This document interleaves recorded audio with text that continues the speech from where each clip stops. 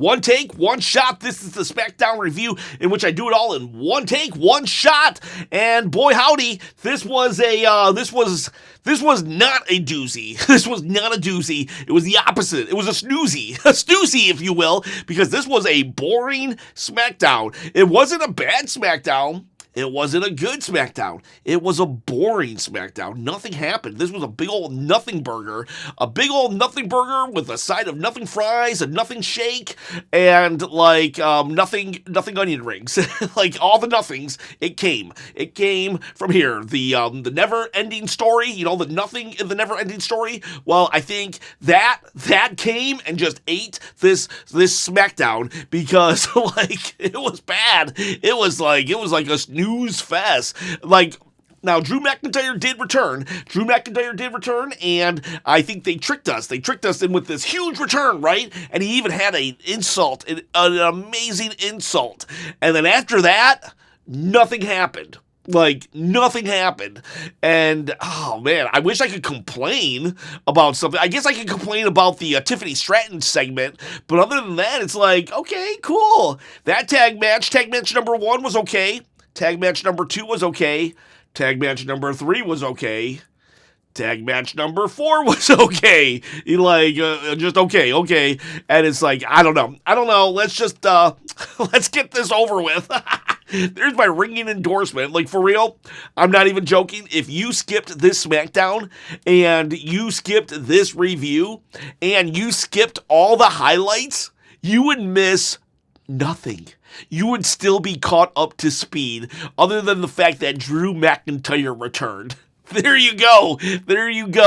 And Tiffany's going to fight Trish Stratus at Evolution. You're like, wait, what? Yeah, I know. Wait, what? That was the bad segment. But God, this SmackDown was just so... It wasn't bad, but it wasn't good. It wasn't even okay. It was lame. So middle of the road. So safe. So nothing. And you might want to say, oh, well, it's because it was 4th of July, and, so they purposely, it was a double taping, so this was all taped beforehand. Okay, that's fine. You can make whatever excuses you want for this show being lame, but at the end of the day, it was still lame. I can tell you all day long, hey guys, you should really check out this lame show because it was pre-taped, and we shouldn't judge it too harshly. No.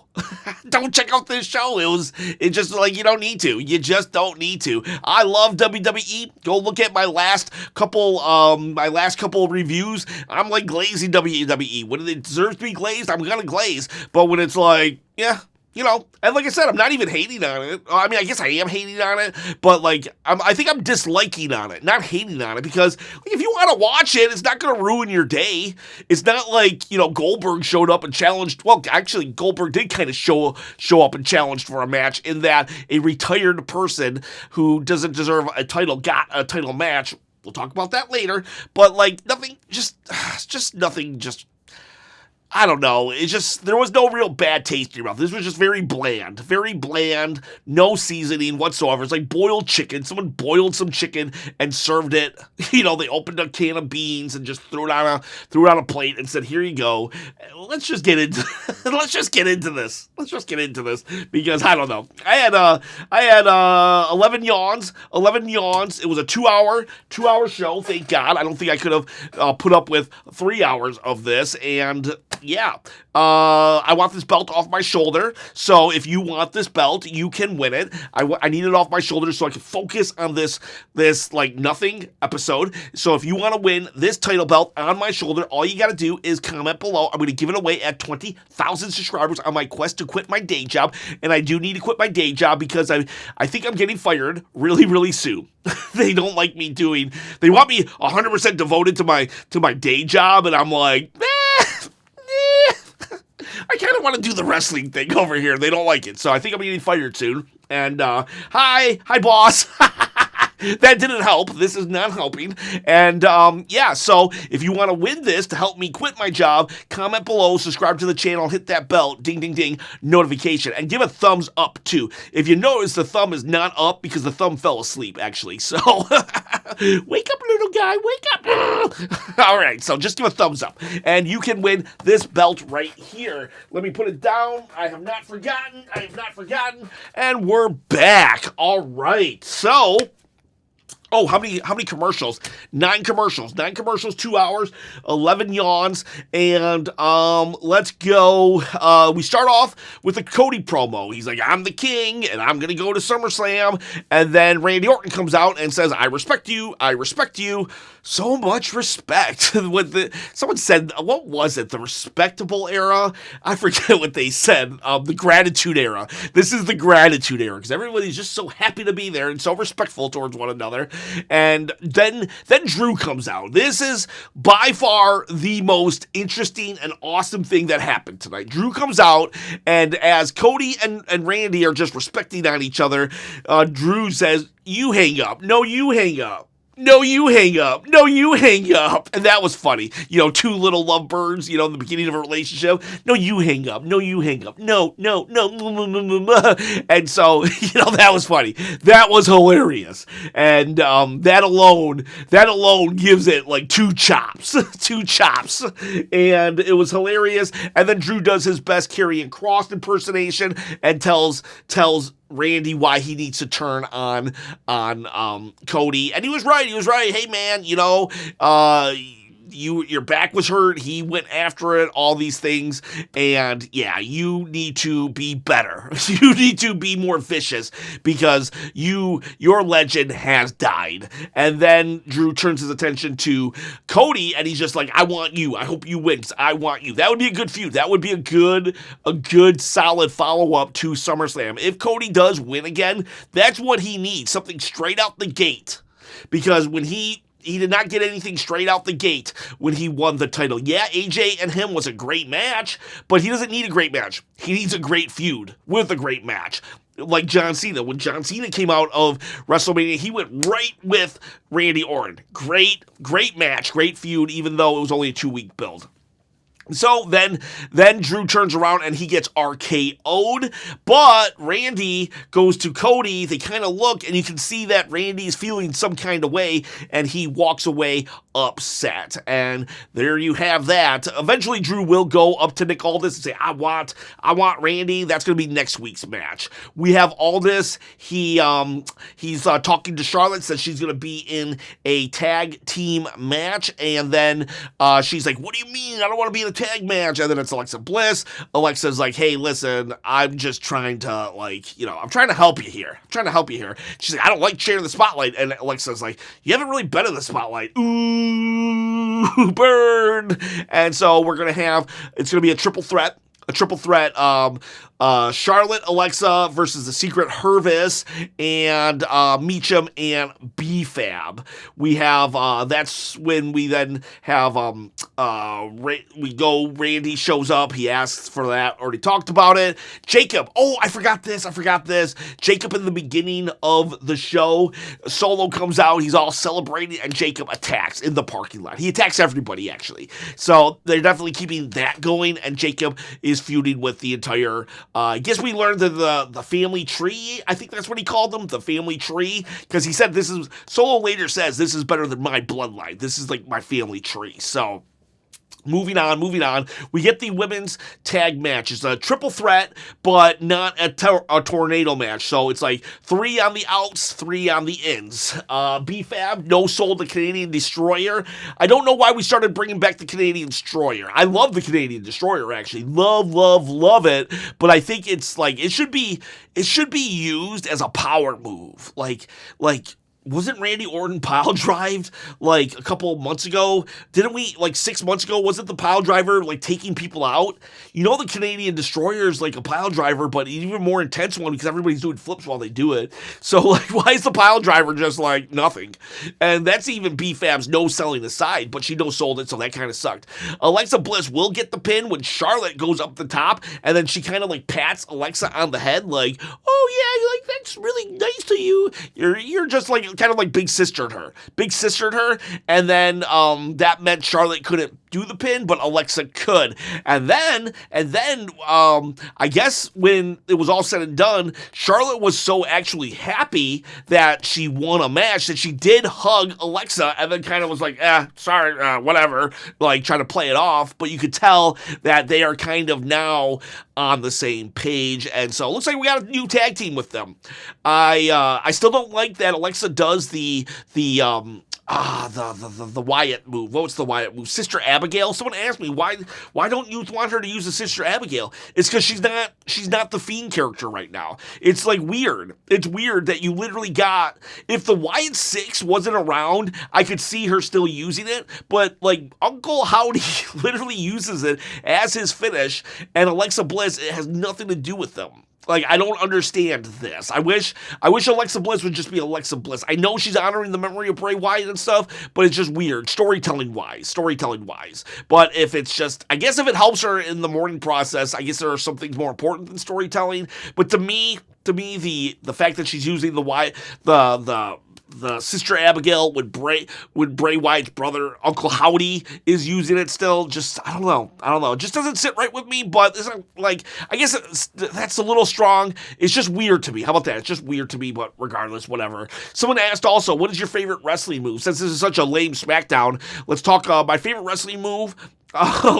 Is probably the Razor's Edge. I loved the Razor's Edge. If we're talking tag team, the 3D is like almost, but I go the Doomsday Device. Favorite submission, probably the ankle lock. I think that's just like the way I love the characters who've always done the ankle lock. It's so intense. So there you go. What are your favorite moves? Put that in the comment below. And then, what else we got? We go to the tag teams. They're all kind of arguing. Looks like they forced Fraxium into a match later with Phoenix and Andrade. So it looks like that's going to continue on. And I like this, though. I like this because they're all arguing about the Wyatts. He's like, man, why didn't you guys have to all get involved in this? You should have just like attacked. You should have attacked. You should have just let the match play out. So he said, I'm going to put it a 4-on-4 match. Each tag team will have to bring one guy. So it's like 4 individual tag teams teaming up with each other against the Wyatts. I kind of like that. That was really cool. It was a good match. I know I said this was a really like lame SmackDown, but the matches were okay. It was just like, it was tag match after tag match after tag match after tag match. Literally 4 tag matches. Nick Aldis also put another tag match. Jacob Fatu and a person of his choosing versus the Island Boys. and Jacob picks Jimmy Uso. I was a moron. I think I said, who did I say? I was like, Damian Priest. He's going to pick Damian Priest. Like, Jimmy Uso is the obvious choice.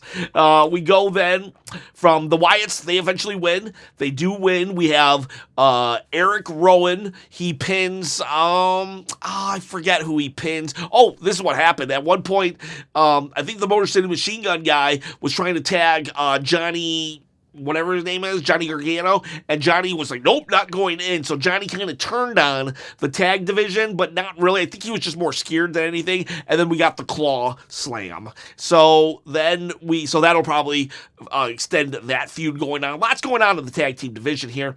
We have Tiffany, she comes out, she cuts a little bit of a promo, then Jade comes out. They're like kind of at each other, but they're all faces. They're all faces here, so it's kind of weird, and Jade's like, I'm gonna beat you. And Tiffany's like, yeah, I don't think so, but I got a surprise for you. And then Tiffany Stratton comes out. I guess Tiffany gets to pick her opponent. Not Tiffany Stratton comes out. Trish Stratus comes out, and it's like, this is so lame.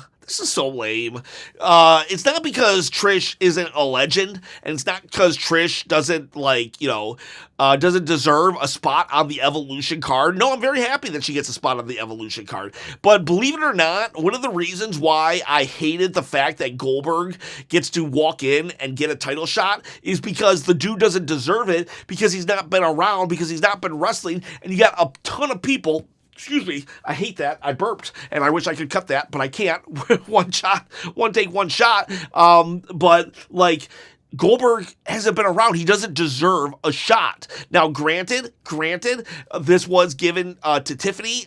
It's a little different in that Tiffany was given the opportunity to name anybody. But like, what if Tiffany had named, I don't know, the old lady in the third row? Would that then be legally, WWE a contract signed or written up? No, there should have been limits. Pick someone on the active roster. For her to pick Tiffany Stratton is just not cool. It's just not cool. If Tiffany Stratton wanted to fight Jade Cargill, no problems. If Trish Stratus, I'm sorry, I'm getting them all mixed up, but you understand what I'm saying. If Trish Stratus wanted to fight Jade Cargill, fine, no problem. If Trish Stratus wanted to fight Tiffany Stratton and Tiffany did not have the belt, fine, no problem. But the fact that Trish gets a title shot, that's just, I'm sorry. I know I'm a giant nerd, and I'm a geek, and I'm a whatever. I'm a mark, Russell Mark. Uh-oh, you called me a mark. I'm just so offended. And it's like, no, it's not right. It's not right that Goldberg gets a title shot, and it's not right that Trish Stratus gets a title shot. And I like Trish Stratus. It has nothing to do with my personal feelings. It has everything to do with the sanctuary, the importance of the title. I was looking for some kind of S word, but I don't know what it is. But this whole segment was S word, actually. This whole segment was a big steamy S word because it sucked. It sucked so bad. It was so lame. It was three people just coming out and just like saying, I respect you, but I'm gonna beat you. I respect you, but I'm gonna beat you. I'm so happy you got this opportunity, but I'm gonna beat you. And it was just lame. Like, where's the heat? Where's the heat? Why? Why do I want to watch this? I want to watch this because I want to see car crashes. It's like, I don't need a heel turn every moment, every match, but like, you can do things. Why would we have Trish Stratus versus Tiffany Stratton? So we can have a passing of the torch moment? Wasn't Charlotte the passing of the torch moment at WrestleMania? Like, if you wanted to make Tiffany a heel, if Tiffany wanted to go full heel right here and say that, okay, I'm a full heel now and I'm going to pull out some really old legend from the past so I have an easy road to SummerSlam, that would have been fine. Because then Trish could be mad at Tiffany for going that route. But no, you're a legend. You deserve it. You deserve it. I respect you. Everything's I respect. This is the gratitude era. Let's move on. We go back. Eventually, we get Solo Sikoa. He does an interview, and it's back to his old, introducing Tall Tonga, and he's introducing them like the backstage vignettes when he was like a mafia guy. I don't want them to go the mafia route. They need to go the funny route. Solo Sikoa needs to continue showing his personality. He didn't really get to show his personality today. And I'm telling you, that's going to ruin this Solo. We're all behind Solo Sikoa right now because he's been able to demonstrate that he has personality. And him being the mob boss, this very serious mob boss who wants only respect, that's not the way to go. That's not the Solo that we all just recently fell back in love with. So please don't do that. Naomi, first Jade is talking to Trish, and it's more of, if you win SummerSlam, or if you win, then I'm coming at you at SummerSlam. And Trish is like, okay, well, I got you too. And then Trish leaves, and then Naomi attacks, right? This is like a 30-second segment, if that. She instantly hits Jade, right, with her briefcase. Then she says, I told you to proceed with caution. And then she laughs, and then she leaves. There's heat right there. That segment right there, that 30 seconds with Naomi was 1,000 times better than the segment with Trish, a legend, Tiffany, who is good. I know she's good. I've seen her be good. And Jade Cargill, who's also good. I've seen them be good. But those three in the ring sucked. But Naomi, with 30 seconds, did more to further angle, to get me interested, everything. It's like, this is not hard. Wrestling is one of the most simple stories to tell. Like, it's not hard. I don't understand. Maybe it's because there's just 52 weeks and 800 PLEs, but WWE It's your fault you did this. You just wanted to compete with AEW's All In on July 12th, so you wrote yourself to have an NXT event, a Saturday Night's Main Event, and a all women's pay-per-view. So there's you don't get no excuses from me. Your writing is bad, not because you have too many PLEs right now. It's because you wanted to hurt AEW, so you booked too many PLEs. So this is your fault. If you're going to do that, then give us good TV. Okay, so we then go to our third tag of the match, tag team match of the night, Phoenix and Andrade versus Fraxium, an established tag team, and it looks like good match, but it looks like right now we're pushing Andrade and Phoenix. Why? Let's get some tag teams on Raw. Why are we creating a new tag team? We literally have four tag teams and another faction fighting as a tag team in a match, right? And then we're creating a new tag team? Like, there's nobody on Raw. Let's get some teams on Raw. Anyways, it was a great match, though. It was a great match. They're all, talented. Everyone's talented, and they did not disappoint. Fraxium gets their first loss on WWE TV to Phoenix and Andrade. Tension builds with Damian and Truth. Damian comes out and is like, Black versus Black. Aleister Black, looks like you're fighting Truth next week. You better watch out for them. And I don't know. We fought for our Truth, and it's like, doesn't seem like, it seems like even though we won, we didn't really win. Our Truth, we got Ron Killings. I don't know. It's like, I don't know. Let's just put it with that. But again, Damian Priest, this is all leading to Damian Priest versus Aleister Black at SummerSlam. Aleister Black's probably going to beat up Priest or beat up Ron Killings so bad next week that Priest comes out and it's like, okay, it's on. And then we have our final match of the night, Solo Sikoa versus Solo Sikoa. JC Mateo, hate that name, and then they're fighting Jacob Fatu and Jimmy Uso, and it was I think TTJC said it in the chat, it was just too clean. We have a new faction, and nothing's happening, and then and then Solo just gets pinned. Solo just gets pinned by Jacob Fatu. Like, wait, what? Did that just happen? It was just like, wait, what? And then Jacob wants to hurt him more, but then Tall Tunga comes out and just beats him up. They do the Shield power bomb, and that's it.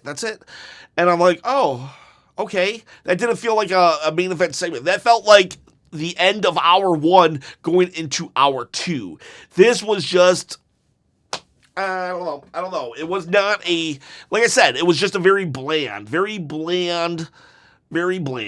like no seasoning whatsoever. Like, let's put the chicken, boil it. Now let's put the vegetables, boil it. Here you go, eat up. And I don't know. I'm going to drink a Red Bull. There you go. Wings. I got wings. All right, so that's my SmackDown. What did I say? 11 yawns, 9 commercials. How many chops? 1, 2, 3. I'm going to give it 4 chops. You know why? Because it wasn't bad. Like I said, it wasn't bad, but the fact that I would not recommend it to anyone, I can literally tell you everything that you need to know in less than 3 sentences. Drew McIntyre came back and he made a funny insult about you hang up, no you hang up, because Cody and Randy were glazing each other. And Naomi attacked Jade, and they're going to have a match at Evolution. That's all you really needed to know. Like, for real, that's all you really needed to know. So, not every SmackDown's going to be good. Like, is WWE about to go bankrupt? No, they're fine. Raw was fine. Raw was good. This just wasn't. So, whatever. I'm doing hot takes. Do a community, go to the community tab, go put a hot take there, and I'll see you guys next time. Like, I'm sorry I'm so negative on this video. It's just like, I don't know, gotta call a spade a spade. Hey, over there, you're a spade. Did I do that joke already? If I did that joke already, I apologize. So, yeah, boys, girls, I'll see you tomorrow for hot takes, and if there's no hot take worthy take from this episode, then just do a WWE hot take, anything, past, present, future, and I will see you for that video tomorrow.